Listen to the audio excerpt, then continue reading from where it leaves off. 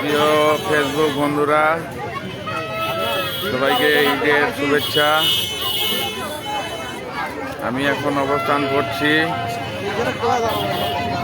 খানসামা উপজেলার খানসামা ভিউ পয়েন্টে। এখানে ঈদের সময় বীরগঞ্জ, খানসামা এবং পার্শ্ববর্তী এলাকা নীলফামারী, দেবীগঞ্জ বিভিন্ন জায়গা থেকে এখানে বিনোদন নিতে আসে। আপনাদেরকে দেখাবো আজকের চিত্র।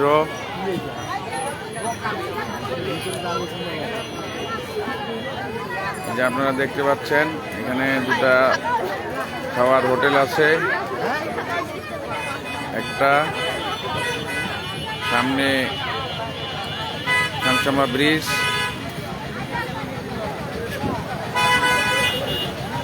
দেখেন আজকের উপস্থিতি।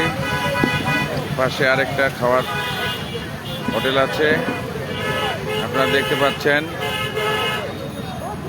চরের মধ্যে মানুষ ঘুরে বেড়াচ্ছে, সেখানেও খাওয়ার হোটেল আছে। যদিও একটা বড় নদী, কিন্তু এখন শুষ্ক মৌসুম, সেজন্য নদীতে পানি নেই। ধানের চারা লাগিয়েছে, মাঝখানে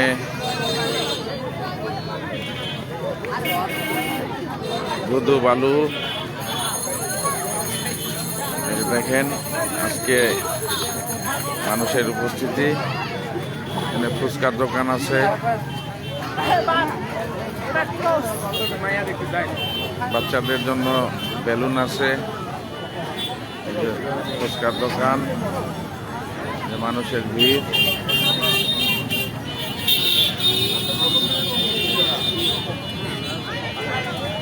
একটা ফুচকার দোকান, পাশে একটা টং দোকান, সামনে একটা চাইনিজ হোটেল আছে। ফুচকা, মানুষ ফুচকা খাচ্ছে, বিকেলে কোয়ালিটি টাইম স্পেন্ড করছে। এই যে সামনে দেখতে পাচ্ছেন একটা চাইনিজ হোটেল, রিভার ভিউ। এখানে অনেক ভালো ভালো খাবার পাওয়া যায়, খাবারগুলো মানসম্মত। River view hotel.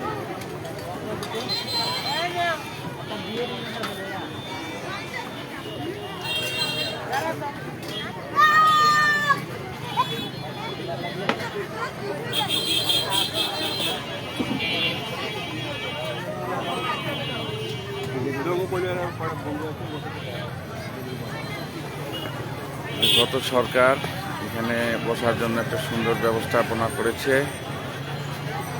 নাম দিয়েছে খানসামা ভিউ পয়েন্ট। এখানে সবাই আসে, ছবি তোলে। খানসামা ভিউ পয়েন্ট আপনারা দেখছেন,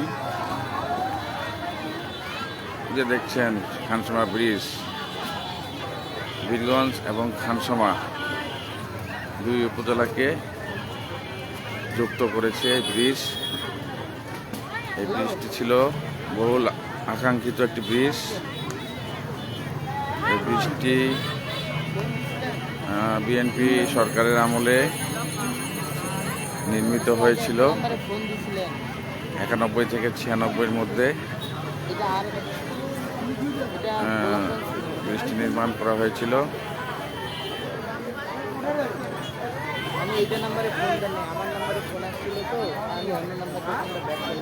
নদীর মধ্যে ধান চাষ হচ্ছে। এই নদীটি করতোয়া নদীর আত্রাই নদী।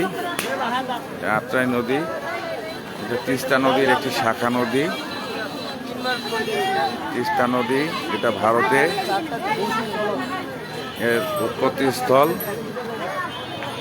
এই তিস্তা নদীতে ভারত আমাদের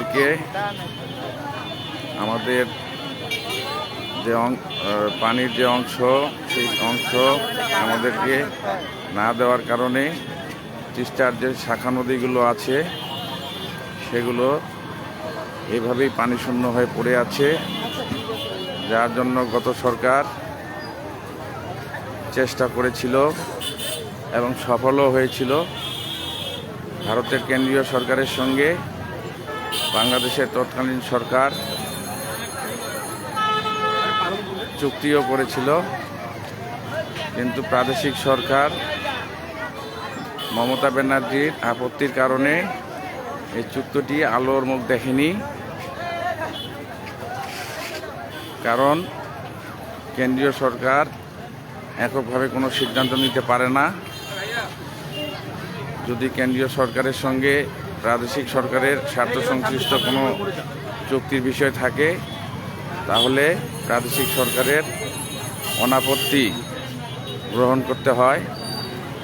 সেই অনাপত্তি মমতা ব্যানার্জি না দেওয়ার কারণে চুক্তিটি সফলতার মুখ দেখেনি। আমি দাবি জানাবো বর্তমান যে সরকার, তারা এই চুক্তিটি বাস্তবায়ন করবে এবং আমাদের এই উত্তর অঞ্চলকে মরুভূমির হাত থেকে রক্ষা করবে। আমরা বৃহত্তর দিনাজপুরবাসী বর্তমান সরকারকে প্রত্যেকটি আসন আমরা দিয়েছি বৃহত্তর দিনাজপুরের। আমাদের একটাই দাবি, তিস্তা চুক্তি ভারতের সঙ্গে করতে হবে। এটাই হলো আমাদের দাবি। এই চুক্তি আমাদেরকে করতেই হবে, করতেই হবে, করতেই হবে। কারণ আমরা মরুভূমি হতে চাই না। আমরা মরুভূমি হওয়া থেকে নিজেদেরকে রক্ষা করতে চাই।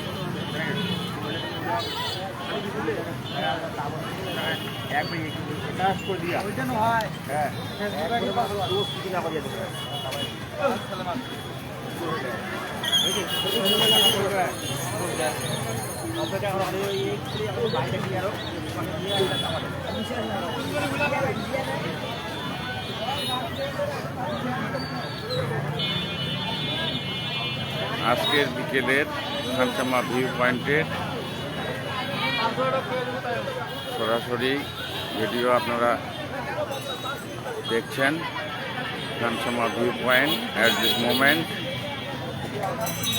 people are enjoying themselves.